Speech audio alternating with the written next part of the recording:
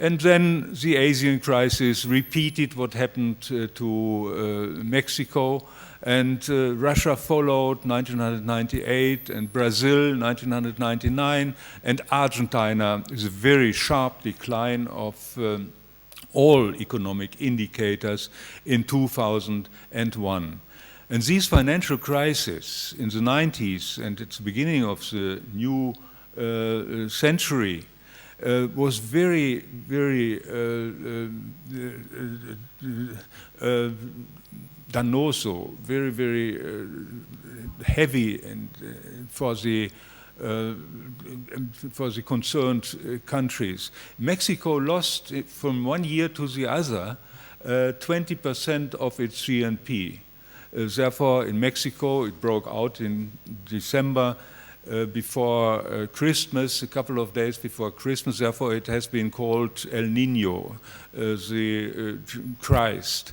And in the Asian countries, the losses were 20 to 40% of GNP. And in Argentina, 2001, more than 60%. That is two-thirds, nearly two-thirds of the wealth has been destroyed by these crises. They were absolutely destructive for the development of these countries.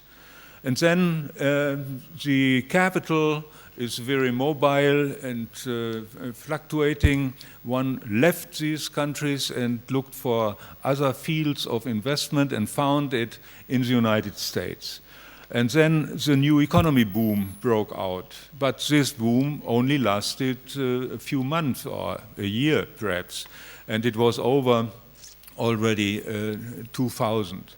And when there was no investment field in the third world, bad experiences in the 80s, in the emerging countries, bad experiences in the 90s, in the new economy, new electronics and so on, dot-com economy, bad experiences around the change to the new century.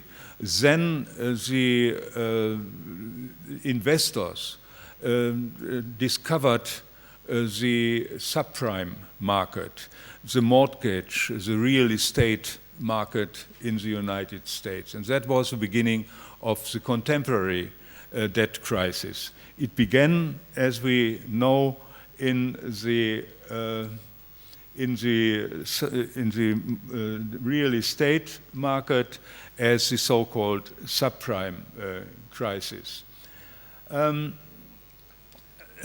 this subprime crisis is rather interesting because it shows very clearly that we have to distinguish when analyzing crisis tendencies between the trigger of a crisis and the causes of the crisis. In the annual report of the Bank for International Settlement in Basel, Basilea, from 2008, you find a paragraph saying more or less the following.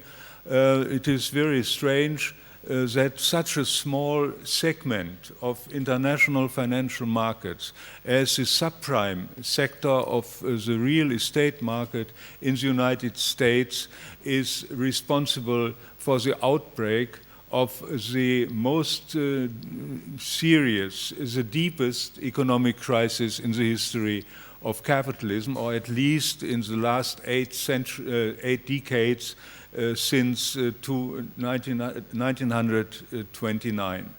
And the reason is why this not so important segment was a trigger of the crisis, that the crisis today takes place in a globalized world, and the globalized world, that is, it encompasses all countries and it includes all markets, so that in one market, when a crisis breaks out in one market, one country, it has its consequences, its impact on all the other markets in all the other countries. Well, before following this idea, it is perhaps necessary to look a little, very shortly, on the changing patterns of accumulation.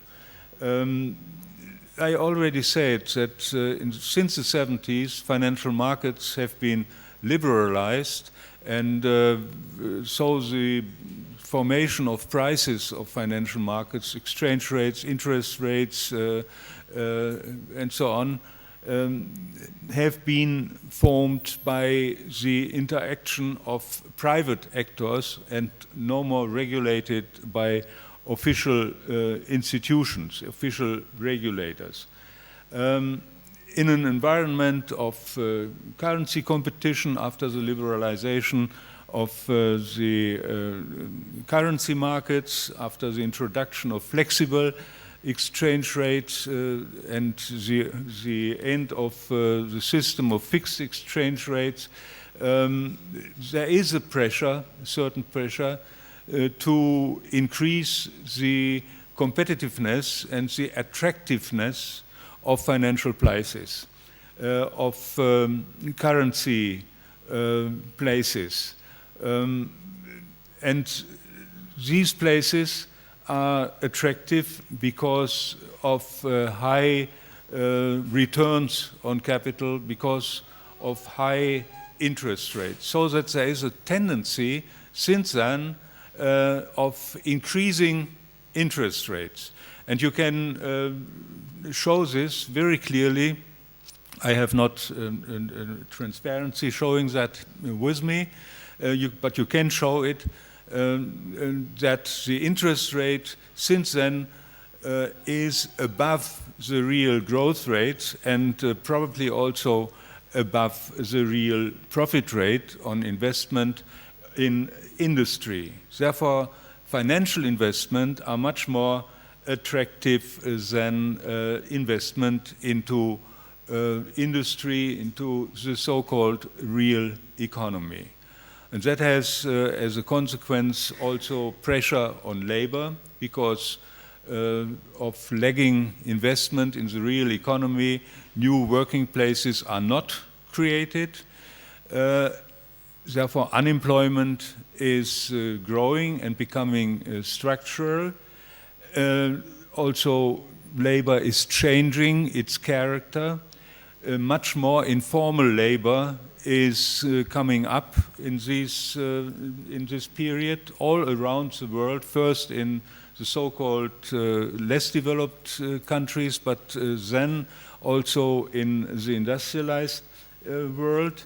And you experience pressure not only on labor in order to decrease, in order to compress, in order to lower wage costs, but also on nature, and that is because of the exhaustion of resources and an overload of things.